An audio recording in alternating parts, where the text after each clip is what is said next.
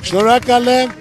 Պարոն Ծառուկյան, մինչև դուք ձեր նախընտրական քարոզար շտաբի շրջանակում շփվում եք ժողովրդի հետ, ծրագրերն եք ներկայացնում, Նիկոլ Փաշինյանը բավականին սուր խոսույթով է հանդես գալիս, ձեր նախորդ արձագանքից հետո հավասարակշռված բավականին նա շարունակում է սպառնալիքները ընդդիմության առաջնորդների հասցեին, արդյոք հետևում եք եւ որն է ձեր հետևում, բայց ուզում եմ պատասխանել, որ ես ոնց որ ասել եմ 2 օր առաջ, նոր մի ժամ առաջ ասեցի, ես իմ կլասը չեմ գցելու։ Այսօր հիմնական ժողովրդի ցավը տանեմ։ Ժողովուրդը ցանկացած մարդու գնահատում է իր արած գործով։ Ինչա արել։ Մեր վարչապետը 8 տարում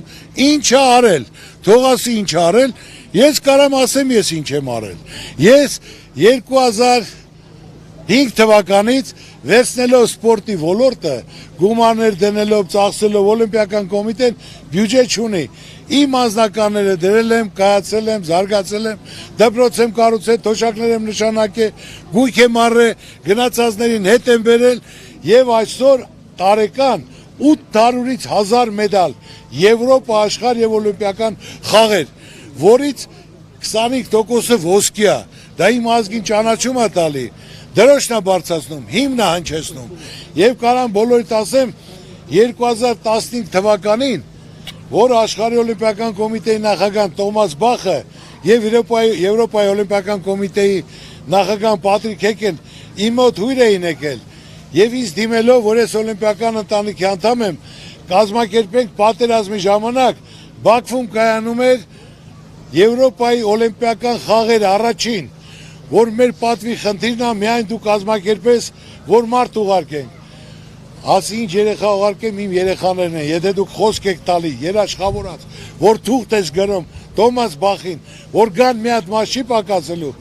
եւ օլիմպիականի քարտուղարը իմ հետ էր, մարդը թուղթն էլ գրեց, ստորագրեց, ասեց ես երաշխավորում եմ, որ մաս չի ծրվի։ Ես իմ սպորտսմեններին ուղարկել եմ Բաքու 2015 թվականին, պատերազմի ժամանակ, պատերազմի ժամանակ գնացել են, մասնակցել են, Ծառուկյանն է կազմակերպել, 2015 թվականին հայկական դրոշը Բաքվի կենտրոնում բարձրացել է, եւ մեր Միրան Հարությունյանը իր ցավը տանեմ, կարողացավ Բաքվում հիմնական ժերեբովկան այնպես էին անել, որ Միրան Հարությունյանն ընկավ աշխարհի չեմպիոն Ալիևի հետ, ազգանուն այդ մարզիչի Ալիև էր,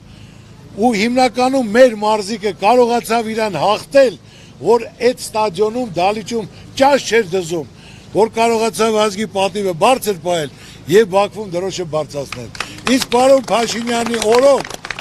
միայն ու միայն դրոշները վառելով, տրորելով կամ մեր հերոս տղաների դիակները դրոշների մեջ փաթաթած են բերում։ Այսօր մեր սպառնալիքը